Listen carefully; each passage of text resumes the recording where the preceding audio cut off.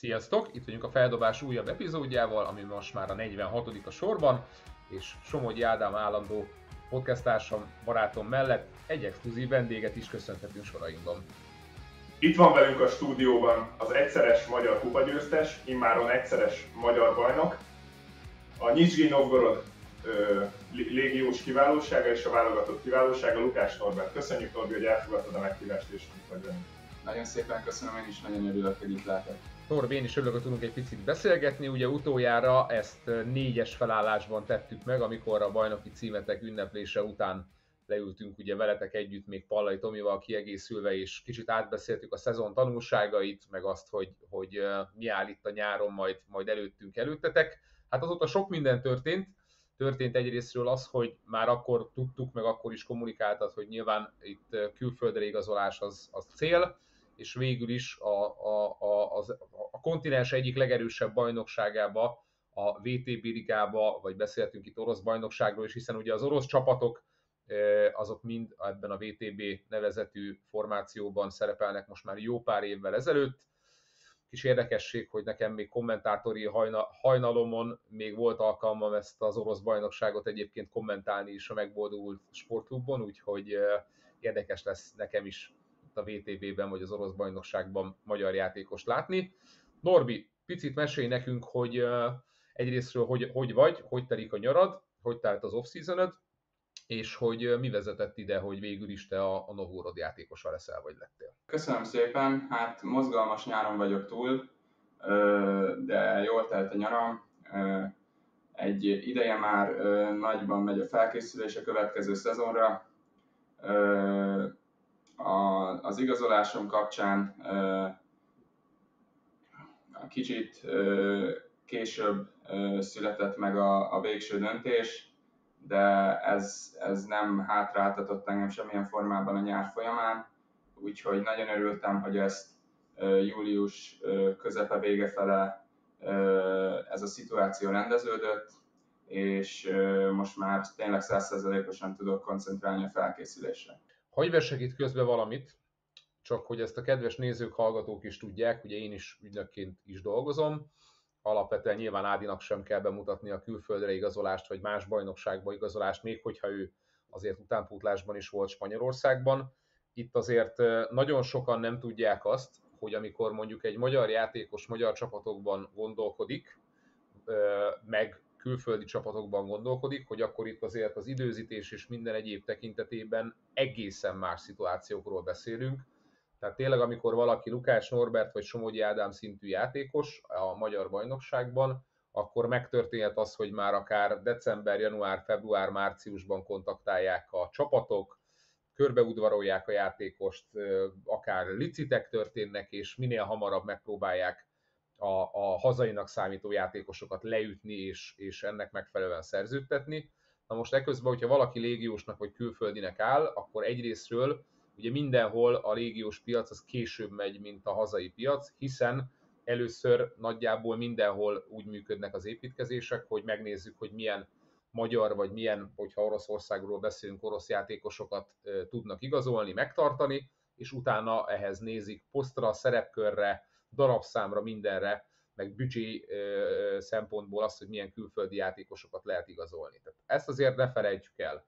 Tehát az, amikor azt mondja Norbi, hogy örül annak, hogy júliusban sikerült ezt lezárni, akkor lehet, hogy a nézők, hallgatók számára ez furcsán hangozhat, viszont azt én is meg tudom erősíteni, hogyha valaki pláne első légiós szezonjában Magyarországról, tehát nem Amerikából, az NCAA-ből, meg Spanyolországból, meg egyéb helyekről külföldinek áll, akkor igenis az siker, hogyha ez nem tudom, augusztus 12-én 3 nappal a felkészülés előtt történik meg, hanem ennél korábban, illetve ennek... Abszolút, és ugye a Magyarország történetében az első játékos van itt Norbi személyében, aki a VTB ligában szerepelhet. Többek között olyan NBA sztárok mellett is, ugye volt sztárok mellett, mint beszéltük, hogy André Robertson, mondta is Norbi, hogy majd inkább az arcába zsákol, mint hogy arcába dob egy triplát, úgyhogy most a viccet így félig meddig félretélve legyen így.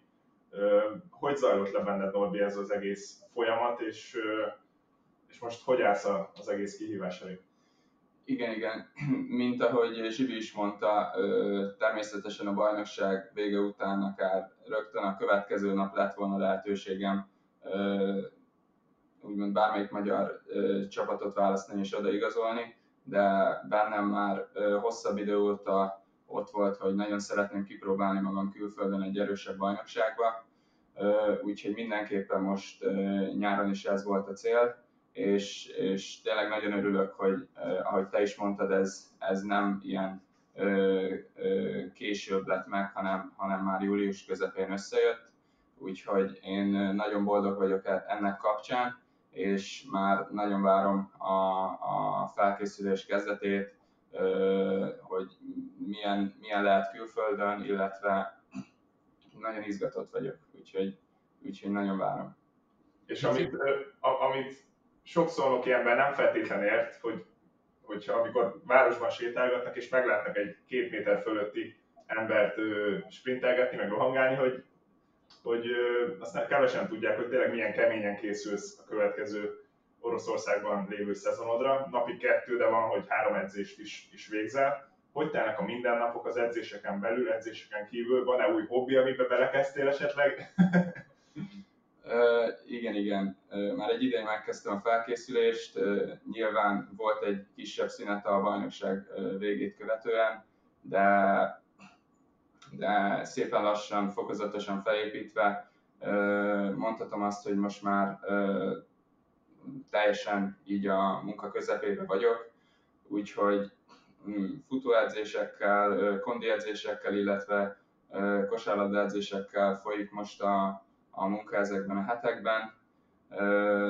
Nagyon boldog vagyok, hogy igazából most itt lehetek Ádival is, és ő is igazából segít ebben. Volt, hogy ő is tartott nekem egyéni edzést, amiért nagyon hálás vagyok.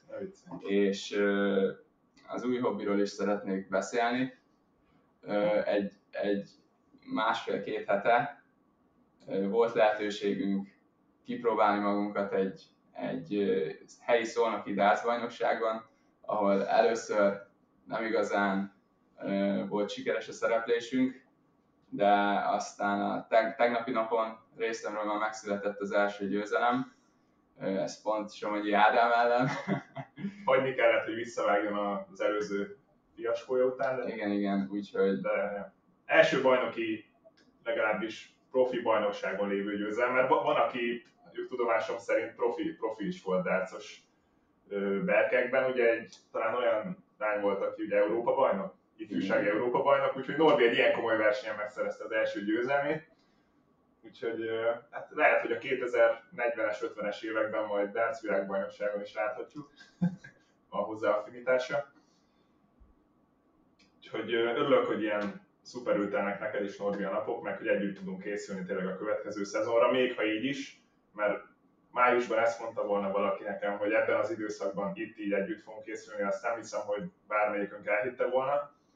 Viszont ha már így alakult, akkor örülök neki, hogy tényleg együtt tudjuk nyomni egymást és készülni a kövi szezonra.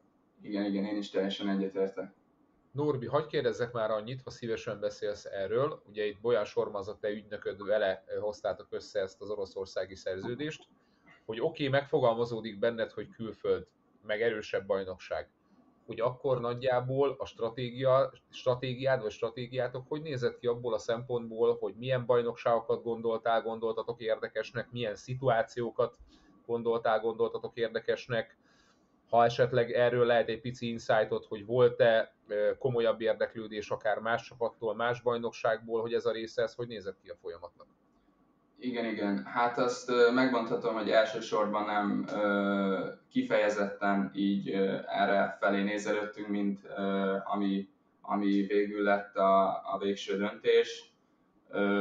Mint ahogy korábban is mondtam, mindenképpen az volt a cél, hogy egy erősebb európai bajnokságba folytassam a karrieremet. Több országból, több csapat részéről volt érdeklődés, de nyilván nem a legegyszerűbb dolog Magyarországról kikerülni így első évben légiósként, úgyhogy több csapatnál ott voltam így a listán, és voltak ajánlatok is, és lett is volna valószínűleg, de valószínűleg még, de úgy ítéltem meg, hogy nem szeretnék már tovább kívánni, mert nekem ez egy nagyon szimpatikus lehetőségnek tűnt, úgyhogy mivel már egy kicsit a vége felé is jártunk, ezért döntöttem így emellett. Ugye a Szolnok szurkolók körében tudomásom szerint eléggé nagy reményekkel teli igazolás lettél volna a jövő szezonra is, mert bíztak benne, hogy annak ellenére, hogy ugye én tudtam meg, aki közel állt hozzád nagyon, azok tudták, hogy ugye neked mindenáron külföld a cél, de ők mégis bizakodtak abban, hogy hát ha visszaigazolsz Szolnokra, így, hogy van bajnokok ligája szereplés is. Ez mennyire fordult meg a fejedben, ez mennyire volt a realitás, annak ellenére, hogy ugye hát nem kell arról beszélni, hogy te is mennyire szeretsz Szolnokon lenni, és mennyire szereted az itteni közeget, szurkolókat, azért is vagy itt feltételezem, mert ugye közel áll a születhez Szolnok, ugyanakkor mennyire volt ez a fejedben, vagy úgy voltál vele, hogy 6. szakadt külföld? Ezt mindenképpen meg szeretném az elején említeni, hogy nagyon szép 3 éven voltam itt túl Szolnokon, rengeteg szép pillanattal, szép emlékkel és sikerekkel is, gondolok itt a Magyar Kupa, illetve a tavalyi bajnoki címre, úgyhogy nyilván nehéz szívvel hagyom magam mögött itt Szolnokot, de úgy gondolom, hogy ezt a lépést most meg kellett hozni a karrieremben, úgyhogy én nagyon, nagyon boldog vagyok, hogy ezeknek a sikereknek az előző években részese lehettem, és ezután is a legjobbakat kívánom a csapatnak.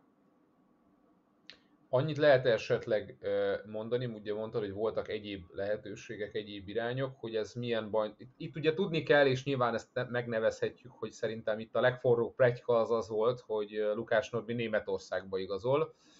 Volt ennek bármi alapja, van-e bármilyen olyan másik bajnokság, ami egyébként, hogy mondjam, erős lehetőségnek nézett ki, vagy akár volt onnan lehetőséget, ajánlatot? A német bajnokságból is volt érdeklődés, több csapatnál ott voltam így a lehetséges opciók között, illetve még az ABA ligából is volt érdeklődés.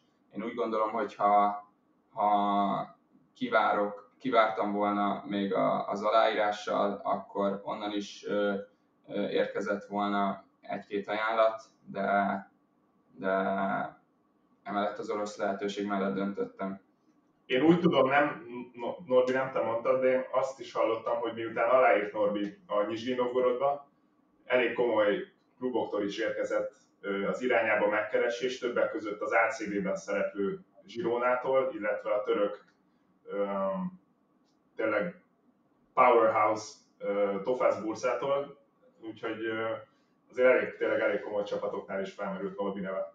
Igen, természetesen nagy örömmel tölt el, hogy ilyen csapatok felől is érkezett érdeklődés, és nagyon örülök, hogy a szezonban is követni fognak, és figyelni, nézni a játékomat. Norbi, annyi még, hogy egyébként neked most először fogalmazódott meg ilyen szinten, hogy külföldre menj kosarazni, vagy már egyébként ez korábbi években is volt? Tehát most kezdtétek a nullából érdemben a külföldi keresést, vagy ez már egy olyan folyamat volt, ami akár korábbi szezonokra is visszanyúlik? Igen, már korábbi évektől. Amikor Szolnokra igazoltam, akkor is az volt a cél, hogy még többet fejlődjek, és hogy elérjem azt a szintet, hogy képes legyek külföldön játszani. Nyilván amellett, hogy sikereket érek el a csapattal, és már tavaly nyáron is ez volt a cél, de akkor a szerződésem miatt nehezebb helyzetben voltam, viszont most így, hogy úgymond lejárt a szerződésem és szabadon igazolhattam bárhova, így ezen a nyáron tényleg ez volt a cél. Beszéljünk már egy-két szót arról, amit most mondtál, hogy ugye el kell jutni oda, hogy te külföldre egy ilyen bajnokságba tudjál igazolni. Ez mit jelent? Tehát, hogyha mondjuk már nem tudom, ott van a te posztodon játszó fiatalabb Cseboti például a válogatott keretében, akkor mondjuk így neki, vagy a hasonló játékosoknak, akik a te posztodon vannak, meg hasonló értékekkel rendelkeznek, mit tudnál elmondani, hogy mi kell, vagy mi kellenek ahhoz, hogy az ember el tudjon ide jutni, és tényleg érdekes legyen mondjuk ilyen szintű csapatoknak? Hát mindenképpen azt mondanám, hogy minél több tapasztalat, és minél több játszott perc, ez mindig az ember hasznára válik, és érzi is magán így az ember, hogy például lehet, hogy 3 éve még nem lett volna ennyire kész egy ilyen szituációra, mint például most, úgyhogy én mindenképpen ezt mondanám elsősorban, hogy így az évek során azok a felszedett tapasztalatok, például rájátszás meccsek, hasonló szituációk, ezek mind így építik a játékost, és szerintem így érzi az ember, hogy mikor jut el egy olyan úgymond szintre vagy helyzetbe. Szerintem azt a dolgot is érdemes hozzátenni, amit Norbi nem mondott, mert tényleg szerény ember is játékos, amit mi edzéseken láttunk tőle, mert nem egyszer volt, sőt a legtöbb dobóedzésnek az volt a vége. Oliver Widin vezetőedző bemondta, tudjátok, hogy 300-300 bedobott mind a két oldalon, vagy 100-100 bedobott dobás, és az egész csapat már összetette volna a kezét, és annyit láttunk, hogy Norbi még nagyon darálja a dobást, és extra dobásokat is vállal, olyan szempontból, hogy ugye amikor már mindenki kész volt, ő is kész volt a saját munkájával, már Widin edző is lefújta volna az edzéseket, ő folyamatosan csak gyakorolt és gyakorolt, és ezek olyan dolgok, amiket tényleg minden fiatal játékosnak, meg kosarasnak érdemes követnie, hogyha oda akarnak eljutni, ahol Norbi, mert a konzisztens és céltudatos munka is ide segített őt, ebben biztos vagyok, és ezt látni edzéseken, ez tényleg egy tanúbizonyságot adott arra, hogy a konzisztens munka tényleg így kifizetődik és meghozza az eredményét. Norbi, hogyha már külön munka, akkor egyébként be akarod nevezni azokat ugye Ádit már megnevezted, azokat a szakembereket, akivel dolgoztál az utóbbi időben, akik kifejezetten a te egyéni fejlesztésedet, fejlődésedet, akár fizikai, akár kosárlabda szempontból segítették, vagy bármilyen egyéb területen? Igen, a kondicionális munkát, illetve a fizikai felkészítést azt Pályi Norbival végzem, ugye a szolnoki erőléti edzővel, aki nagyon jó munkát végez, és az elmúlt 3 év alatt is rengeteget fejlődtem alatta, úgyhogy most is a nyáron vele dolgoztam, illetve a kosárlabda edzéseket meg az elején egyénileg kezdtem, illetve Ádival, Tomival edzettem, meg itt a csapatból a fiatalabb játékosokkal voltak ilyen 3-3-2-2-s szituációk, amit sokat csináltunk, és nemrégiben kezdtem még el dolgozni Horváth Kristóffal, ő foglalkozik most velem így az egyéni edzések terén. Na jól van, köszönjük szépen, és nekik is gratulálunk, hiszen azért nekik is érdemük az ahol Dukás Norbi jelenleg tart. Norbi, még annyit szeretnék tudni, meg szerintem a nézők, hallgatók is itt a novgorodi szituációval, hogy mit tudsz a csapatról, mit tudsz a szakvezetésről, és mit vázoltak neked, hogy neked, mint Dukás Norbertnek ebben a csapatban mire lehet számítania? Igen, 4 légiós lesz a csapatban, rajtam kívül ugye 3. Ezen kívül van még egy orosz válogatott játékos, a többiek orosz játékosok, van köztük fiatalabb, illetve 2 idősebb, 35 fölötti játékos is. Elsősorban azt mondták nekem, hogy a 4-es poszton számítanak rám, úgyhogy én ezzel nagyon boldog vagyok, nagyon szívesen játszok mind a 3-as, mind a 4-es poszton is. Úgy érzem, hogy mind a kettőn vannak olyan képességeim, ami előnyömre válhat és ki tudok használni. Úgyhogy igazából az lesz a cél, hogy nyilván bent legyen a rájátszásban a csapat, és minél előkelőbb helyen végezzen. Ennek érdekében mindent meg fogunk tenni. Cirilbetűket tanulod már? Megnéztem őket, de az túlzás, hogy már elkezdtem tanulni. Nem lennél sokkal előrébb, erről beszéltünk korábban, hogyha még a betűket meg is értenéd, hogy melyik mit jelent, milyen hangzása van, akkor se tudnád a szavakat nagyon összetenni. Úgyhogy... Igen. Kabátokat majd pakoltál már? Készültél? Igen. És egyébként egy picit az edzőről is beszélhetünk szerintem, hogy vele volt-e már valami kommunikációd, és hogy őről mit kell tudni. Igen, természetesen. Mielőtt megkaptam az ajánlatot, történt az edzővel is egyeztetés. Beszéltünk egy 20-30 percet. Elmondta, hogy milyen játékot játszik a csapat, pontosan, hogy hol, milyen poszton számít rám. Én úgy értékeltem, hogy egy nagyon pozitív beszélgetés volt mind a két fél részéről, úgyhogy boldog voltam, hogy ezután tovább ment a dolog ajánlatig is. Ennek örülünk nagyon, és mielőtt még elbúcsúznánk és utadra engednénk, hogy tudjál, illetve tudjunk dolgozni, egy olyan kérdésem van, amire biztos vagyok benne, hogy rengeteg hallgató és magyar kosárlabda szurkoló kíváncsi, mivel a döntés publikálása óta nem nagyon szólaltál meg magyar médiában sem, úgyhogy itt hallhatnak először a magyar kosárlabda szurkolók és követők. Ez ugye a válogatott lemondásához kapcsolódik.